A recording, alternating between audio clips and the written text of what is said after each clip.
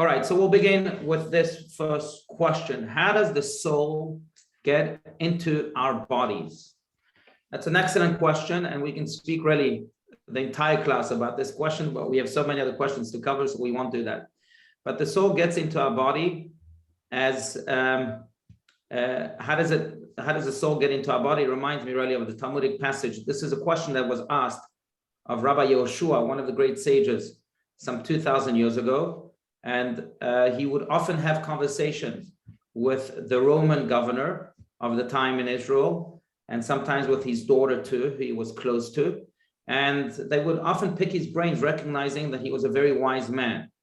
So he was asked the opposite question, but it touches upon how the soul gets into the body. He was asked that if a chick dies, when it is still inside its shell, how does the soul exit its body? So he responded, it exits the body of the chick within the shell from the same place it came in. Which is a good answer. What he's saying is, of course, cryptic, but what he's saying is that the soul, since it is divine and therefore unlimited and therefore abstract and therefore intangible, there's no really specific hole through which it must enter our body. It's an abstract thing, and it's not limited to the limits of this world of nature, and therefore really it can enter without being confined to any holes of the body or holes of the world altogether. It just enters. That's the simple answer, again based on the answer of Rabbi Allouche. But let me add a few things to it. Number one, it says that when God created Adam, vayipach ba'apav nishmat chayim, he blew within him a soul through his nostrils. Now, be'apav, that's the little word in Hebrew, through his nostrils. So we also believe that God blows into each and every one of us our soul through our nostrils. So if we said there's really no limit to the soul because it's beyond limit, but if there is a bodily limit from which it enters, then it's the nostrils. Now, to go even deeper into this, so Kabbalah teaches that there are multiple stages of the entry of the soul. It's interesting because at the end of the day, our soul really is comprised of two elements. There is what's called the animal soul and the godly soul. And really that's the conflict that we experience every day. Unless we're completely righteous, then we've overcome our animal soul and maybe even transformed it into divine or into good. But if we're not righteous, then we have that conflict within us all the time. Now, the animal soul is the soul that wants to act like an animal. It's very impulsive and has no ability to control itself. The divine soul is the soul that has the ability to control itself and to really think before it acts, or tells the person to think before it acts and to think in a divine way. What would God want me to do? That's the question of the divine soul. Now, the animal soul, that element of the soul, enters immediately from birth. The godly soul is also there, but much of it, according to Kabbalah at least, hovers upon the person. And only when a person turns bat or bar mitzvah, so 12 years old for a girl or 13 years old for a boy, does the divine soul complete its entry into the body. Why? Because that's when the divine soul can be monitored or even channeled by the mature mind now of this young man or young girl. Because at the age of bat and bar mitzvah is the age in which really our mind then is relied upon, because our mind is then maybe developed enough so that it can make good decisions in life. So the divine soul says, okay, now that I have a driver to this being, then I can enter the being because I rely upon this driver now that he or she is bat mitzvah and bar mitzvah, and I'll make the right decisions. So that's to go into the stages of entry of the soul.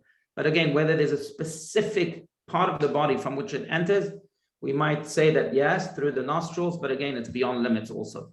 That's to answer that question. But I know, Jamnit, you had a question on this, so go for it. So what if you're not bat mitzvah or bar mitzvah? Oh, That's a good question. So it doesn't matter whether you bat or bar mitzvah in a ceremony or in a very, particular way.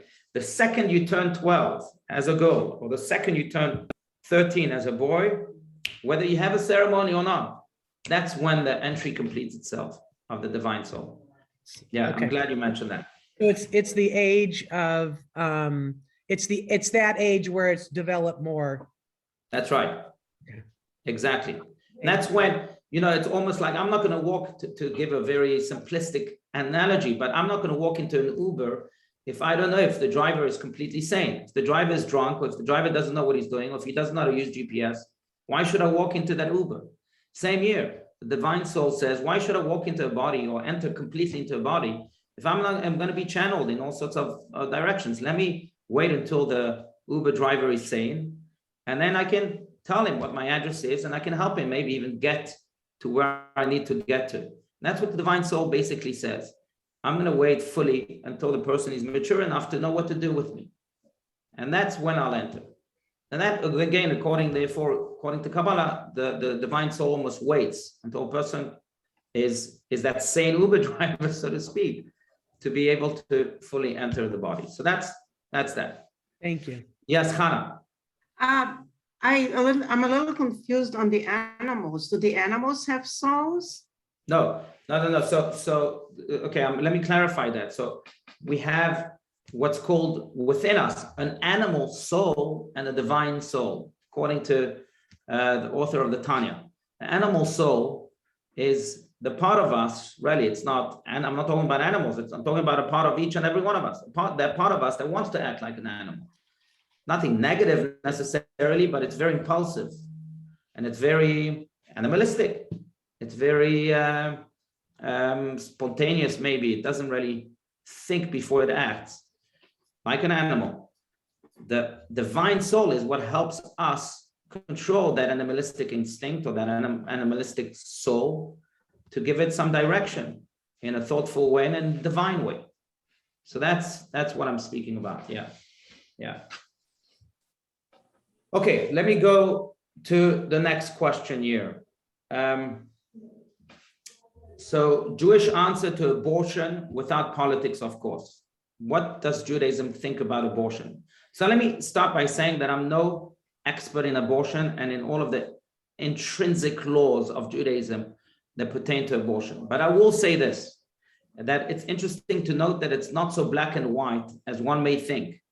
There are rooms and there are instances in Judaism in which we may abort a baby or a fetus, not a baby, a fetus, up until day 40 of the pregnancy.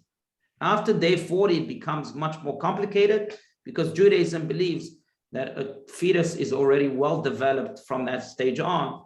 And then it touches upon, indeed, the laws of do not murder.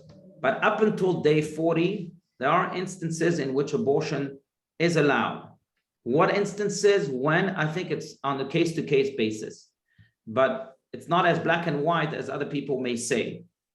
From day 40 onwards, it becomes much more difficult or much more black and white. That's what I can say about abortion.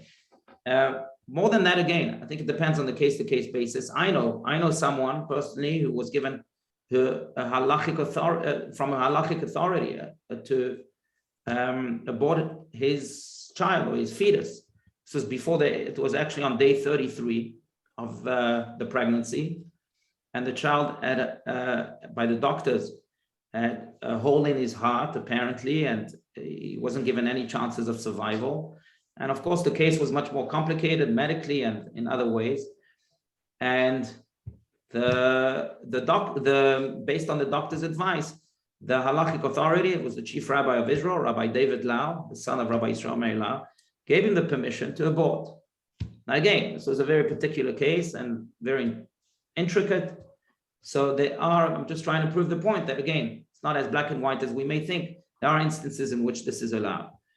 Of course, it needs to be done with what's called in Hebrew koved rosh, with tremendous analysis and thought and sensitivity and empathy, and at the same time with tremendous adherence to Jewish law. But there are cases in which this is done. That's what I can say. Again, I'm no expert. There are people like the chief rabbi of Israel that I mentioned and others that do deal with this. So, I'm happy if someone is really considering this question, I'm happy to refer them to those experts too. Okay, question number 3, next question here. Pidyon Ben, 2 of my girlfriends just had grandsons and had the beautiful service. I was surprised how many Jewish people don't know about this. So it's a good point. So you're right. Not many people know about this special mitzvah. And it's a pity because it is a very special and very beautiful mitzvah. So Pidyon Ben basically is the mitzvah that pertains to firstborn males only. Now, not just firstborn males only, but also firstborn males that do not come from a family of Cohens or Levites. I'll explain why in a second. Now, Pidyon Ben is also a mitzvah that pertains to firstborn that are true firstborns. In other words, if God forbid a woman had either a miscarriage or even a C-section, then that firstborn is not considered to be a firstborn for Pidyon Ben. I mean, it's considered to be firstborn for other reasons and in instances, but not for this mitzvah of Pidyon Ben. Why? Because the verse says Peter Rechem, that it has to come from the womb. A C-section is from the stomach, not from the womb, and therefore a C-section is an exception.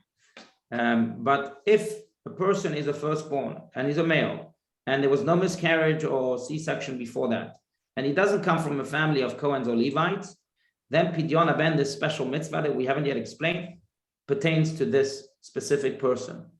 What is this mitzvah? This mitzvah speaks of this type of firstborn that at the age of 30 days old needs to be redeemed from a Cohen. What does this mean? What's the ceremony about? What it means is that this firstborn is taken by his parents to a Cohen, an official Cohen, someone who's recognized as a Cohen, and he basically buys the child from this Cohen and tells the Cohen, look, I know that I'm supposed to be giving my firstborn to God, as by the way, every first thing should be given to God.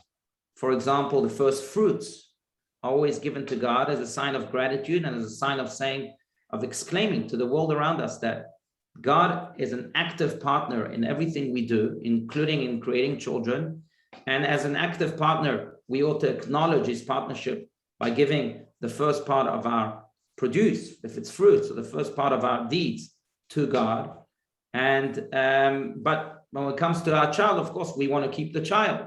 You don't want to give him to God.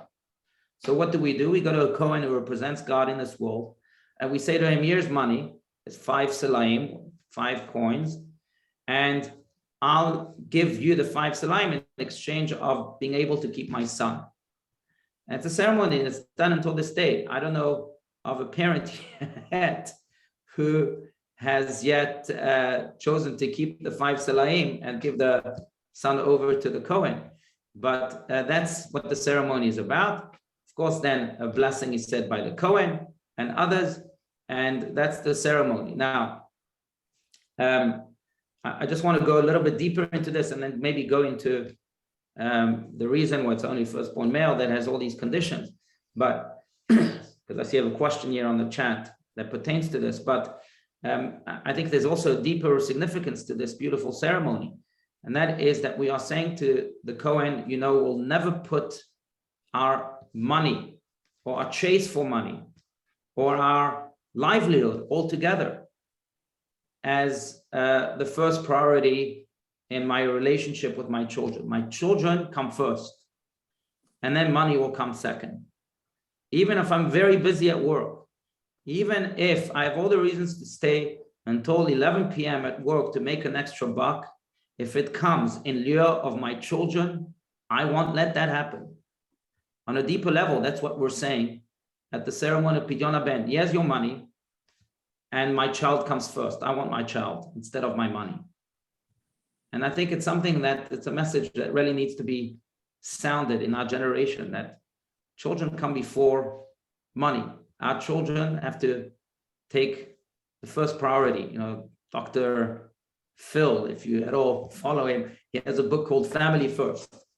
And that's what we're exclaiming on a deeper level during the ceremony of the Pidyon Ben. Now, why a male?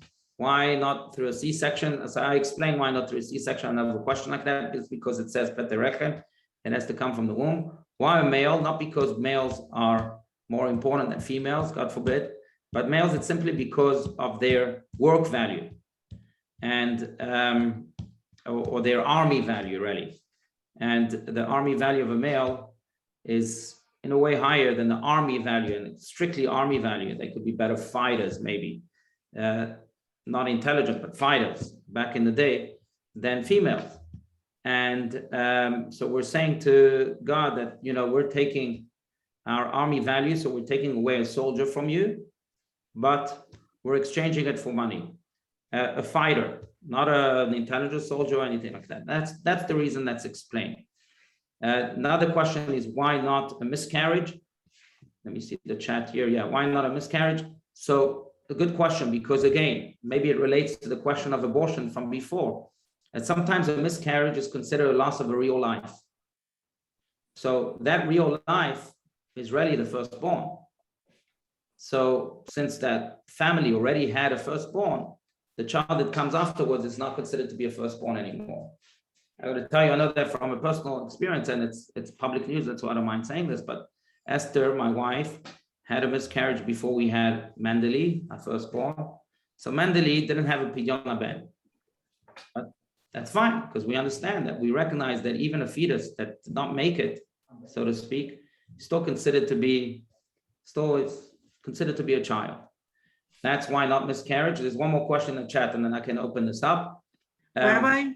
Yeah. Rabbi, I just wanted to say thank you. It was my question, but Yeah. I too many. And then I was telling people, my girlfriend Helen, they're having pidyon ben, and everybody says, what is it? But my girlfriend had, what they did is the husband, it was a firstborn boy. They brought in the baby on a silver platter that his great grandfather used. Oh, beautiful. For One his of own his pidyon sons. ben. I'm sorry, what? That the great grandfather used for his own pidyon ben? No, for somebody when he had a child. I see. I mean, whoever it was. So it's been in the family for many, many generations. Very nice. The silver platter. Right. They bought No, their beautiful. baby in. Let me just relate to this. One more question about pidyon ben, and then we can open this up. Just so that I won't forget it in the chat. How do we know that a Cohen is a Cohen? So that's a good question. That's a great question, because many Kohanim do not know for sure that they are Kohanim. All they know is that that's their heritage from their father, right? The Cohen lineage is passed down through the father. So if the father is a Cohen, he knows that he's a Cohen because of his father. He knows that he's Cohen because he's a father until Aaron a Cohen, who was the first Cohen, the brother of Moses. But some people really have this idea that they're a Cohen maybe from their father, but if you investigate a little more, you find out, that they weren't Cohens altogether to begin with. I know someone like that in South Africa who was actually blessing people as Cohens do. We do it at TBT every Shabbat. And then he found out that he wasn't a Cohen. He misunderstood his grandfather. So he stopped giving the blessings of a Cohen. So we don't always know that a Cohen is a Cohen. I mean, we have to rely that if someone says that he's a Cohen, then he's a Cohen until proven differently. I will tell you this, though, that the Vilna Gaon, the Gaon of Vilna, who lived some 250 years ago, he himself was a firstborn, and therefore his parents redeemed him when he was 30 days old.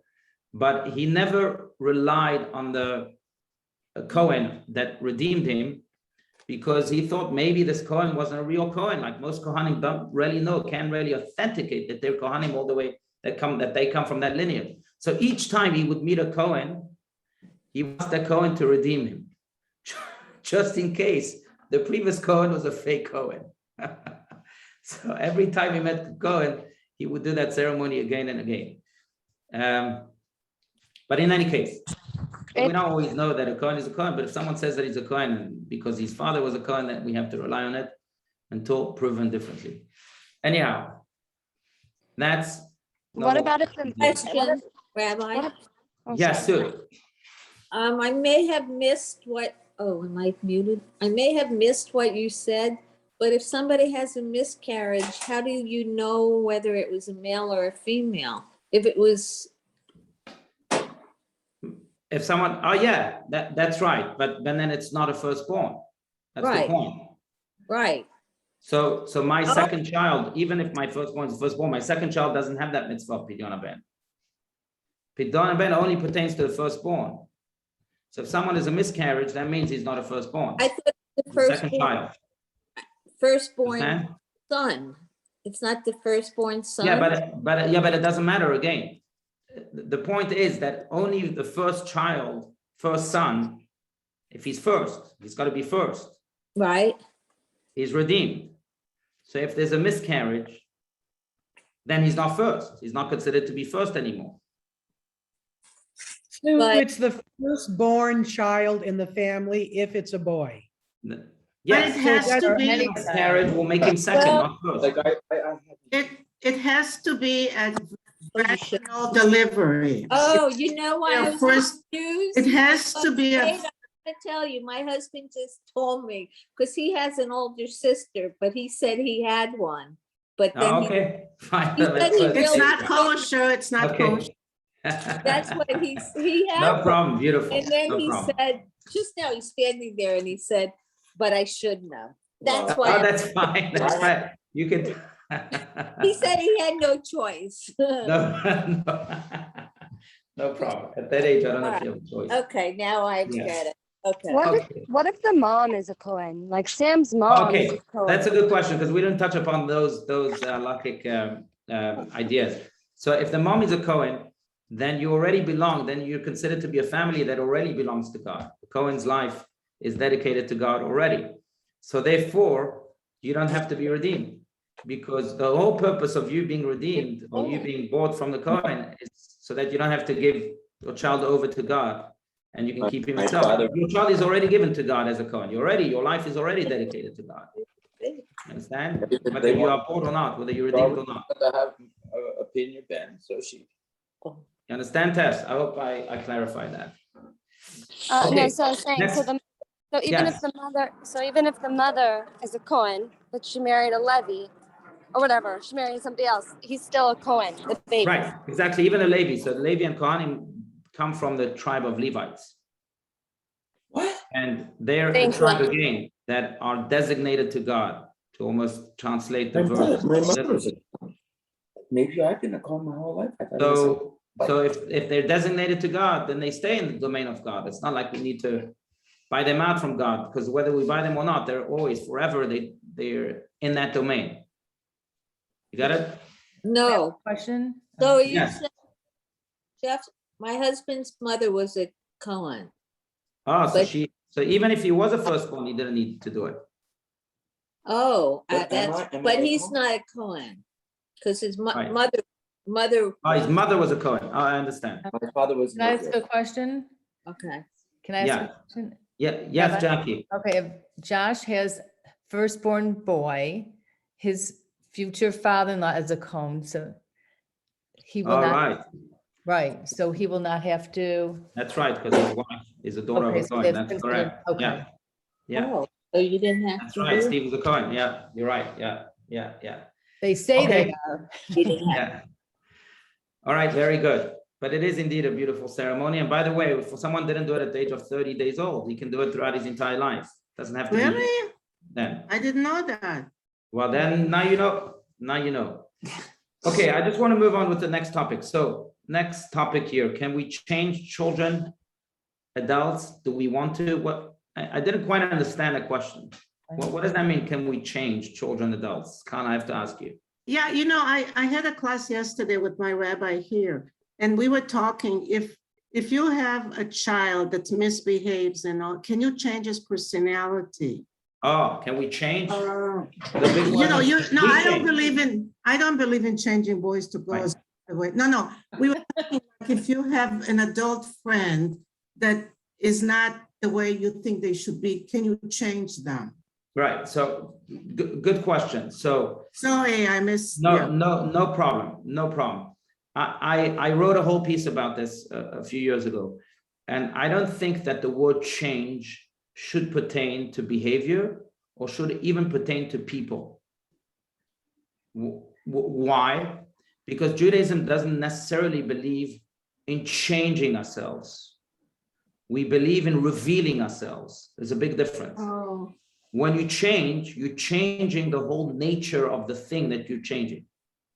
So I can change blue color to red color.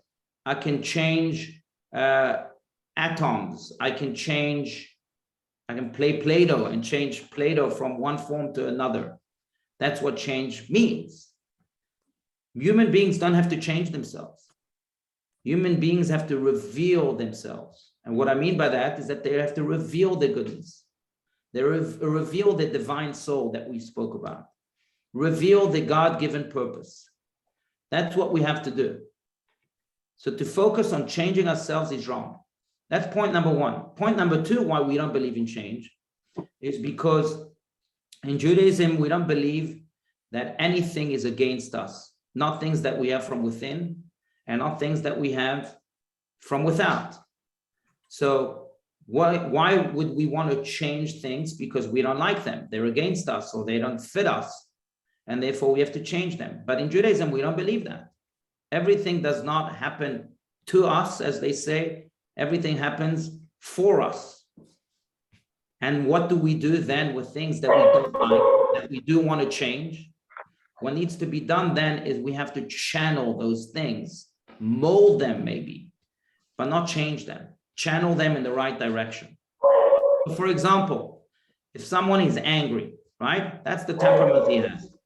Does that mean that he needs to change? No, he doesn't need to change himself. Anger could be very good. Channel your anger into passion. Passion for something good. Become passionate about good ideals. So we're not changing the person, we're channeling the person. We don't believe in change when it comes to human beings. We really don't. If the Talmud says that if someone is born with an inclination of murder, just murder, imagine, then he doesn't need a change. What does he need to do? Channel that inclination to become a slaughterer for kosher meat, to make animals kosher. So there you go. He didn't change his inclination. He didn't turn it into something else. He just channeled it. So in Judaism, we don't believe in change. And therefore, when we ask, can we change? Children and adults, can people change? Should people change? Judaism's answer is unequivocally no. People shouldn't change. People should rather channel that which they have in the right direction. We don't change, we don't change ourselves, we mold ourselves. We don't change ourselves, we reveal our deeper self. That's Judaism's take. Okay, so that's for the next topic. All right, now the following one, moving to a whole different discussion. It's more of a statement, but I do want to say something. I don't know if it was meant as a question or as a statement, but my family is being disconnected from Judaism. Now, the first story that came to mind when I read the statement, and again, I don't know if this is meant to be a question or just a statement, but it's worth sharing the story. And that is that I remember that it's on video, I think you can see it, and I don't know if I'm going to quote every word verbatim, but the message at least will be transmitted. And that is that one of the great philanthropists in the Jewish world today is a man named George Rohr. And he donates millions of dollars to all sorts of Jewish causes. But many, many years ago, he once went to the Lubavitcher Rebbe of blessed memory. And he went to maybe boast a little, good things, that during the high holidays in his synagogue on the Upper East Side of New York at KJ, he was able to organize a minyan for the disconnected Jews, and he had hundreds of people in attendance. So he tells this to the Lubavitcher Rebbe as he's receiving $1 from him for charity, and the Lubavitcher Rebbe asked him to repeat himself. So he said, look, I organized a minyan during the high holidays for Jews that have no connection whatsoever to Judaism. The Rebbe again says, what? And again, he repeats himself. He says, well, I don't understand that. Every Jew has a connection to Judaism. Every Jew is the descendant of Abraham, Isaac, and Jacob, Sarah, Rebecca, Rachel, and Leah. So to say that Jews are disconnected is conceptually, factually wrong. It is just a myth. Jews are forever connected. It almost connects to what we said before about change. We have a divine soul. The fact that it's not revealed, that's a different question. But that divine soul is what connects me, to my deeper self, to God, to my soul, to everything that's divine about me. And everyone has that, whether we reveal that connection or not. So a family being disconnected from Judaism is not really disconnected, but if it's seemingly, at least externally, doesn't have any signs of connection, which I know it was probably the intent, then we have to speak to them that language. We have to remind them that they may be as disconnected as they think they are, or as they may want to be, but really, you can never run away from your identity. Just like I can never run away from being human, can't decide to be an animal tomorrow, or even an angel. I can't run away from being Jewish. It's something that's forever in me. I'm forever connected to God in such a way. So I either decide to embrace it or not. Now I will tell you this, if you reject it, then it will only cause problems, because you're rejecting your deeper self, not just a part of yourself, but you're rejecting your deeper self. And that usually comes to haunt you, because you deep inside will feel that you're not being yourself. It's almost like a musician that was never given the ability to play music. Well, Mozart was born without a piano. I think he played violin first at the age of 4. Mozart was born without a violin. He would have not only been disconnected from a part of himself, but he would have been very frustrated, I'm sure. Because there's a part of him that wants to play music, but he was never given the ability. The same year, we find Jews that are seemingly disconnected. We have to remind them deep inside you are connected. And there's a part of you that does want to play the violin, so to speak, that does want to practice their Judaism, just because it's a part of you. And not practicing it is just going to make you more and more frustrated. That's what, as a rabbi, maybe I've met hundreds, if not thousands of people that only realize that this sometimes intentional or unintentional disconnection from Judaism is very, very detrimental to their lives and to their purpose and meaning in life altogether. Because again, a part of them is forever disconnected. I'm going to share the story that's worth repeating, but I'll never forget, just about 3 years ago, I was called to the hospice at Mayo, the Sherman House, by Shiri Etzioni, who's a wonderful doctor in our community. And she tells me, look, there's a Jew here that wants to see a rabbi before he dies. So I walked into his room, and I'll never forget his name, Cohen, who was a very successful Hollywood producer. And as soon as I walk into his room, he tells me, Rabbi, I want you to know I hate everything you stand for. I said to him, if that's the case, Cohen, I can leave right now. I just thought you wanted to see a rabbi, but if you hate everything I stand for, I'll leave, that's fine. He says, no. Come in. Even though you should know, I haven't seen a rabbi since my bar mitzvah. I said, gosh, you must have avoided us quite a bit. There are many rabbis as there are flies in this country. So he had a good laugh. And then we spoke. And I asked him, so why is it that you want to see me if you hate everything that I stand for? And he tells me, I don't know, but there's something in me that wanted to see you. So I said, okay, I understand that. I know it's the Jewish soul that's shouting. So we put on tefillin, we said the Shema, and the next day he died with a smile on his face. To me, it was a very rude awakening that we can ignore the Jewish soul as much as we want, as much as we think we want, but it will come back to haunt us, and rather relate to it sooner than later. Cohen Bash related to it at the very last minute of his, very last 24 hours of his life. And thank God he did, because he died with a smile. But we don't have to wait that long. So that's the point I want to make about really how every Jew is connected, no matter whether we acknowledge that or we demonstrate the connection or not. That's for that topic. The next topic is, okay, the mitzvah of making aliyah. So you're right. I mean, many would say that living in Israel is one of the 613 mitzvot, or maybe there's a few more mitzvot attached to this idea of making aliyah and living in Israel. And that's why maybe so many Jews are passionate about living in Israel or passionate about moving to Israel and making the aliyah. In general, it's a great idea. I mean, there's no two ways about it. Israel is a holy land. Israel is the home of the Jewish people. It's forever been the home of the Jewish people. It will forever be the home of the Jewish people, not because we decided so, but because God decided so. And there's something that happens in Israel to every Jew. I'm sure you can attest to it if you've been to Israel.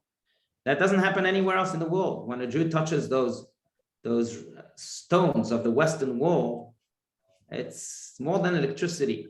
Something divine happens. So there's something that happens to Israel and that triggers the soul. But practically speaking, not just technically and logistically speaking, but sometimes also Jewishly speaking, I would question whether it's good for every Jew and their Judaism to move to Israel right now. Eventually, maybe yes. But I'm sharing this from my own personal experience. So my parents moved from France to South Africa, and only then from South Africa did they moved to Israel.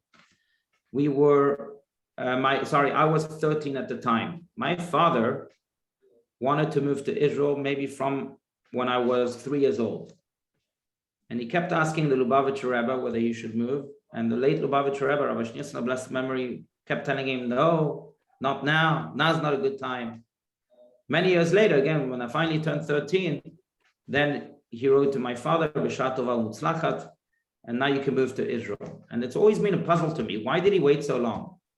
And in hindsight, the answer is very clear. If we had moved to Israel while we were still in France, my parents were maybe loosely engaged in their own Judaism, not necessarily observant in any shape or form. And if we had moved to Israel, we may have remained like that, or maybe even lost it, at least some of it. It's easy to lose your Judaism or your observance, at least in Israel, because, unfortunately, in many Jewish schools, they basically only teach Shema and the basics of Judaism, but not much. And it's really, I'm saying this with tremendous pain and sadness.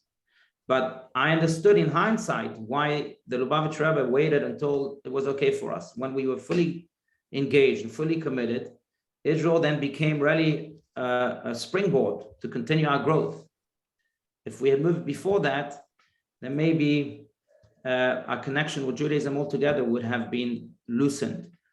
Now, I'm saying this again from a personal experience. Maybe this doesn't pertain to everybody. But I think everyone that wants to move to Israel first has to ask himself whether this is going to strengthen my connection to Judaism altogether, to that Jewish soul that we're speaking about. Some cases, yes, definitely, then go for it. And in some cases, the answer might be no, not at all. It's not going to change anything, or it might worsen things. And if that's the case, then we really have to ask the question whether it's worth it or not. Now, eventually, I think every Jew should move to Israel and belongs to Israel. As mentioned, Israel is the home for the Jewish soul and for the Jewish people altogether. But it just depends on whether we're emotionally and spiritually equipped to do so or not. So that's my personal take on it. I will just to answer some questions that are attached to this. How does one go about making aliyah to Israel?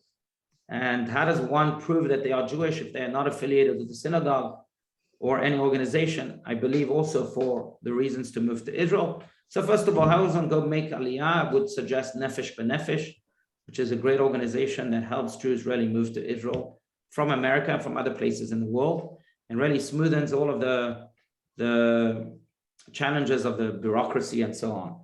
How does one prove that they are Jewish? Because one of the documents needed is that you have to prove that you're Jewish in order to become an Israeli citizen immediately.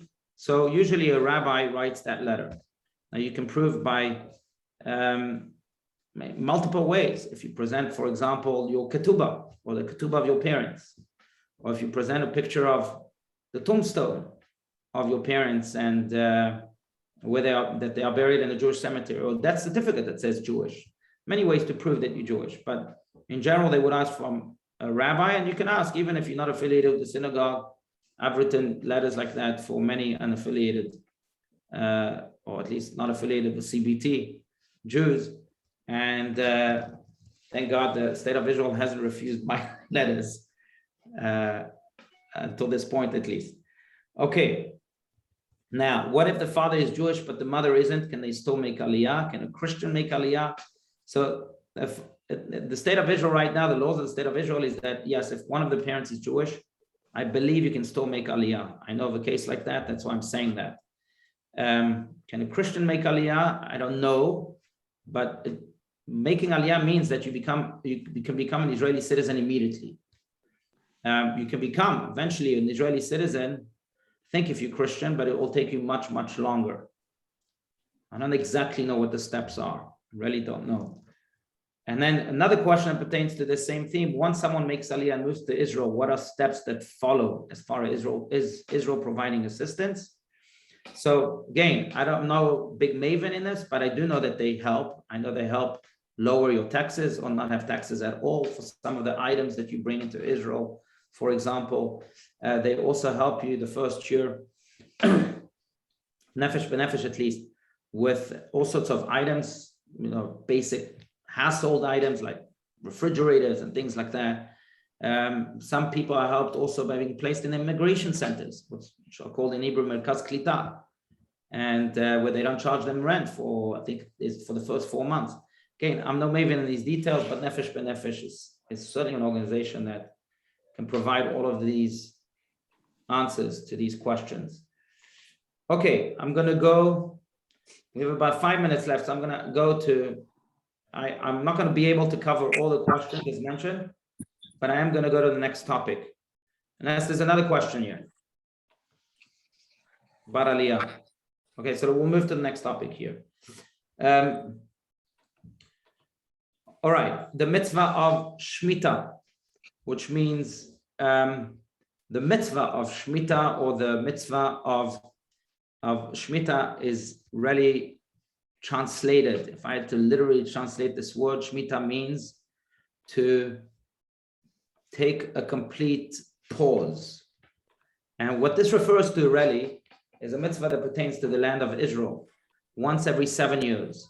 And this is a biblically commanded mitzvah in which God commands everyone working on the land, whether you're a farmer or whether you're even a truck driver transporting produce of the land of Israel, to take a year sabbatical, a pause, shmita, from working.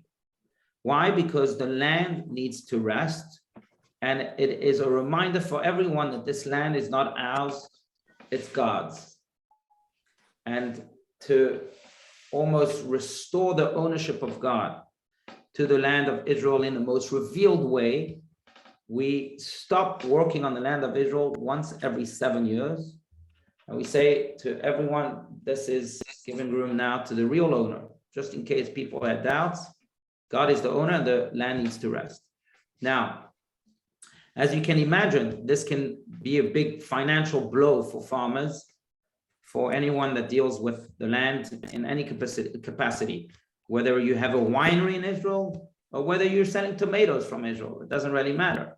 So it can be a big financial blow. So God promises us in those same biblical verses in which he commands us to follow that mitzvah, that anyone who follows or fulfills this mitzvah of stopping to work on the land once every 7 years in Israel, I promise you, God says, I will bless you the next year, on the 8th year, twice as much, to make up for your apparent financial loss during the sabbatical year, during the shmita year. By the way, this has proven to be true. Many farmers might experience some financial losses during this year. I mean, people find other jobs, and there's also a whole organization in Israel that helps them, which is really beautiful to watch. But nonetheless, it's amazing, like miraculously, on the 8th year, all of a sudden the land grows twice as much produce, or money comes from an unexpected direction to these farmers. And everyone can tell you, all these farmers can tell, many of these farmers at least can tell you many miracle stories. I know quite a few of them, and I won't go into it too much now because we don't have that much time. But that's the mitzvah of Shemitah. By the way, this year right now, in 5782, this is the year of Shemitah in Israel right now. And that means that if you go to Israel you won't be, most of the produce that you'll buy will come from outside of Israel, or maybe comes from a different year. If you buy wine, you can buy wine that comes from 2020 or 2019 or whatever it is, but you won't find wine from 2021. Or you might find wine from 2021. And there's all sorts of loopholes. Some of them that come from Israel because they come based on these loopholes that permit them to have wine. So one of the loopholes is, for example, that you cannot make any profit from this land. So if you find, for example, a fig, if you have a fig tree in your backyard, like my parents do in Israel, then you can't sell those figs on the shmita year. Because again, the land belongs to God. So who are you to benefit from something that doesn't belong to you? On the 7th year, we say that the land belongs to us, so we can't profit from this land.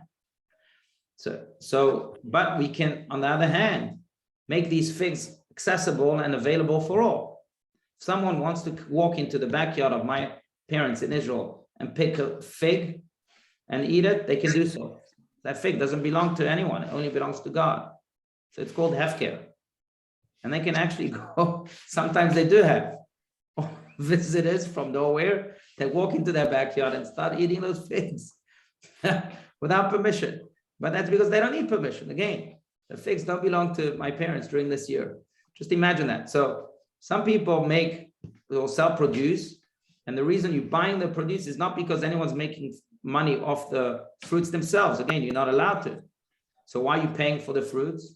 That's because you're really not paying for the fruits. You're paying for the truck and the fuel that the truck used and the driver that's been driving this truck to bring the produce. Otherwise, you're not actually buying or paying for the fruit itself. So that's one loophole.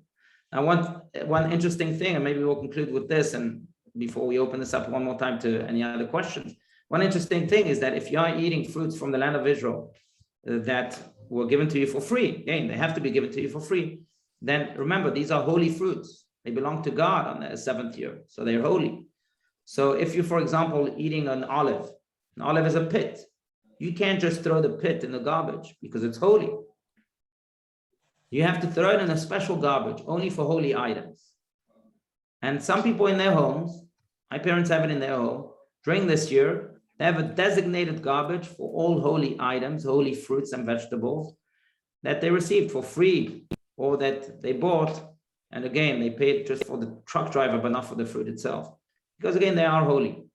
That's important to note this, because I know that many wines come from Israel today.